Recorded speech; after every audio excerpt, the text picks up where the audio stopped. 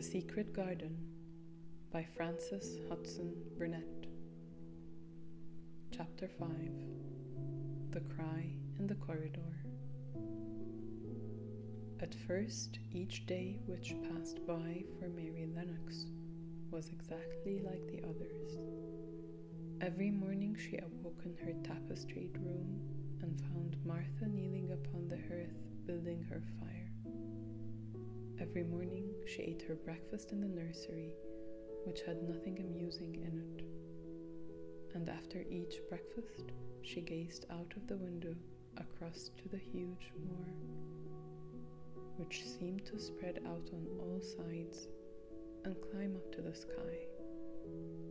And after she had stared for a while, she realized that if she did not go out, she would have to stay in and do nothing. And so she went out. She did not know that this was the best thing she could have done. And she did not know that when she began to walk quickly or even run along the paths and down the avenue, she was stirring her slow blood and making herself stronger by fighting with the wind which swept down from the moor. She ran only to make herself warm, and she hated the wind, which rushed at her face and roared and held her back as if it were some giant she could not see. But the big breaths of rough, fresh air blown over the heather filled her lungs with something which was good for her whole thin body, and whipped some red color into her cheeks and brightened her dull eyes when she did not know anything about it.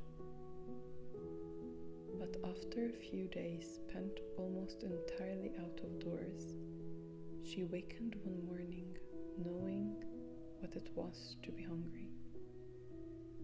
And when she sat down to her breakfast, she did not glance disdainfully at her porridge and push it away, but took up her spoon and began to eat it, and went on eating it until her bowl was empty. "Tha got on well enough with that this morning, didn't tha?" said Martha. "It tastes nice today," said Mary, feeling a little surprised herself. "It's the air of the moor that's given thee stomach for the victuals," answered Martha. "It's lucky for thee that thou's got victuals as well as appetite.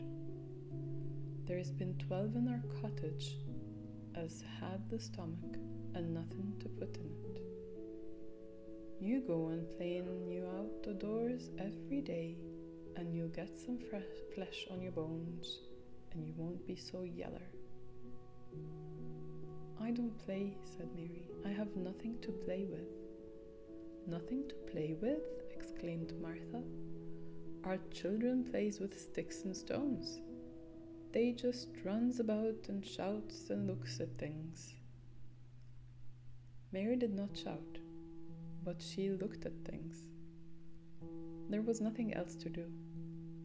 She walked round and round the gardens and wandered about the paths in the park. Sometimes she looked for Ben with her staff, but though several times she saw him at work, he was so busy to look at her, or was too surely. Once, when she was walking toward him, he picked up his spade and turned away as if he did it on purpose. One place she went to oftener than any other.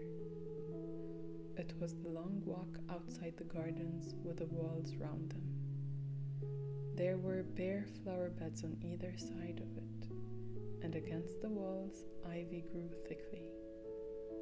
There was one part of the wall where the creeping dark green leaves were more bushy than elsewhere. It seemed as if for a long time that part had been neglected. The rest of it had been clipped and made to look neat, but at this lower end of the walk it had not been trimmed at all. A few days after she had talked to Ben Weatherstaff, Mary stopped to notice this and wondered why it was so. She had just posed and was looking up at a long spray of ivy swinging in the wind when she saw a gleam of scarlet and heard a brilliant chirp. And there, on the top of the wall, perched Ben Weatherstaff's robin redbreast, tilting forward to look at her with his small head on one side. "Oh," she cried out, "it is you! Is it you?" And it did not seem at all queer to her that she spoke to him, as if she was sure that he would understand and answer her. He did answer. He twittered and chirped and hopped along the wall as if he were telling her all sorts of things. It seemed to Mistress Mary as if she understood him too, though he was not speaking in words. It was as if he said, "Good morning. Isn't the wind nice? Isn't the sun nice? Isn't everything nice? Let us both chirp and hop and twitter.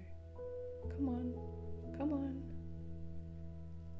Mary began to laugh, and as he hopped and took little flights along the wall, she ran after him. Poor little thin, sallow, ugly Mary. She actually looked almost pretty for a moment.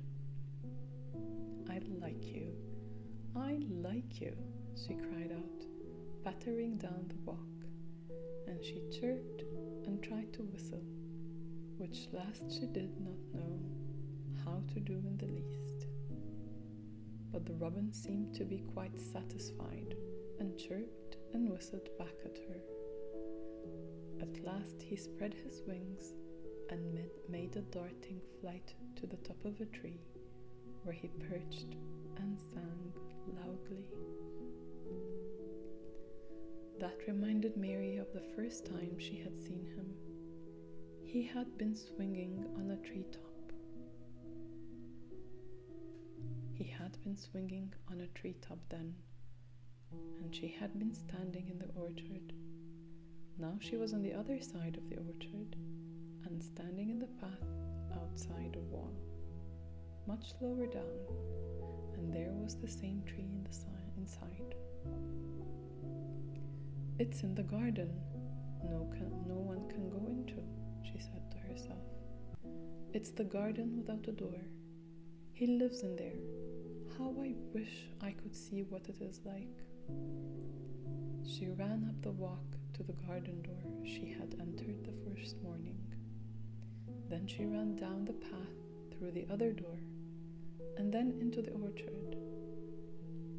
And when she stood and looked up there was the tree on the other side of the wall, and there was the robin just finishing his song and beginning to preen his feathers with his beak. "It is the garden," she said. "I'm sure it is." She walked round and looked closely at that side of the orchard wall, but she only found what she had found before, that there was no door in it. Then she ran through the kitchen gardens again, and out into the walk outside the long ivy-covered wall. And she walked to the end of it and looked at it, but there was no door. And then she walked to the other end, looking again, but there was no door. "It's very queer," she said. Ben Weatherstaff said there was no door, and there is no door, but there must have been one 10 years ago, because Mr. Craven buried the key. This gave her so much to think of that she began to be quite interested and feel that she was not sorry that she had come to Misselthwaite Manor. And she had always felt hot and too languid to care much about anything. The fact was that the fresh wind from the moor had begun to blow the cobwebs out of her young brain and to waken her up a little. She stayed out of the doors nearly all day, and when she sat down to her supper at night, she felt hungry and drowsy and comfortable. She did not feel cross when Martha chattered away. She felt as if she rather liked to hear her, and at last she thought she would ask her a question. She asked it after she had finished her supper and had sat down on the hearthrug before the fire. "Why did Mr. Craven hate the garden?" she said. She had made Martha stay with her, and Martha had not objected at all. She was very young and used to a crowded cottage full of brothers and sisters, and she found it dull in the great servants' hall downstairs, where the footman and the upper housemaids made fun of her Yorkshire speech and looked upon her as a common little thing, and sat and whispered among themselves. Martha liked to talk, and the strange child who had lived in India, had been waited upon by blacks, was novelty enough to attract her. She sat down on the hearth herself without waiting to be asked. "Art thou thinking about that garden yet?" she said. "I knew thou would. That was just the way with me when I first heard about it." "Why did he hate it?" Mary persisted. Martha tucked her feet under her and made herself quite comfortable. "Listen to the wind wuthering round the house," she said. "You could bear stand up on the moor if you was out on it tonight." Mary did not know what withering meant until she listened, and then she understood. It must mean that hollow, shuddering sort of roar which rushed round and round the house, as if the giant no one could see were buffeting it and beating at the walls and windows to try to break in.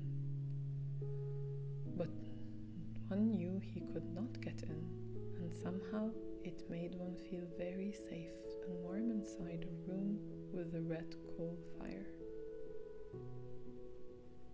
"But why did he hate it so?" she asked after she had listened. She intended to know if Martha did. Then Martha gave up her store of knowledge. "Mind," she said, "Mrs. Medlock said it's not to be talked about. There's lots of things in this place that's not to be talked over.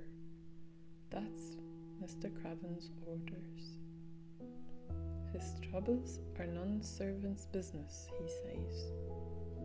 But for the garden, he wouldn't be like he is. It was Mrs. Craven's garden that she had made when first they married, and she loved it, and they used to tend the flowers themselves, and none of the gardeners were ever let to go in. Him and her used to go in and shut the door and stay there hours and hours, reading and talking, and she was just a bit of a girl, and there was an old tree with a branch bent like a seat on it. And she made roses grow over it, and she used to sit there. But one day, when she was sitting there, the branch broke, and she fell on the ground and was hurt so bad that next day she died. The doctors thought he'd go out of his mind and die too. That's why he hates it. No one's never gone in since, and he won't let anyone talk about it. Mary did not ask any more questions. She looked at the red fire and listened to the wind wuthering. It seemed to be wuthering louder than ever. that moment, a very good thing was happening to her. 4 good things had happened to her, in fact, since she came to Misselthwaite Manor. She had felt as if she had understood a robin, and that he had understood her. She had run in the wind until her blood had grown more. She had been healthily hungry for the first time in her life, and she had found out what it was to be sorry for someone. She was getting on. But as she was listening to the wind, she began to listen to something else. She did not know what it was, because at first she could scarcely distinguish it from the wind itself. It was a curious sound. It seemed almost as if a child were crying somewhere. Sometimes the wind sounded rather like a child crying, but presently Mistress Mary felt quite sure that this sound was inside the house, not outside it. It was far away, but it was inside. She turned round and looked at Martha. "Do you hear anyone crying?" she said. Martha suddenly looked confused. "No," she answered. "It's the wind. Sometimes it sounds like as if someone was lost on the moor and wailing. It's got all sorts of sounds." "But listen," said Mary. "It's in the house, down one of those long corridors." And at that very moment, a door must have been opened somewhere downstairs, for a great rushing draught blew along the passage, and the door of the room they sat in was blown open with a crash. And as they both jumped to their feet, the light was blown out, and the crying sound was swept down the far corridor, so that it was to be heard more plainly than ever. "There," said Mary, "I told you so. It is someone crying, and it isn't a grown-up person." Martha ran and shut the door and turned the key. But before she did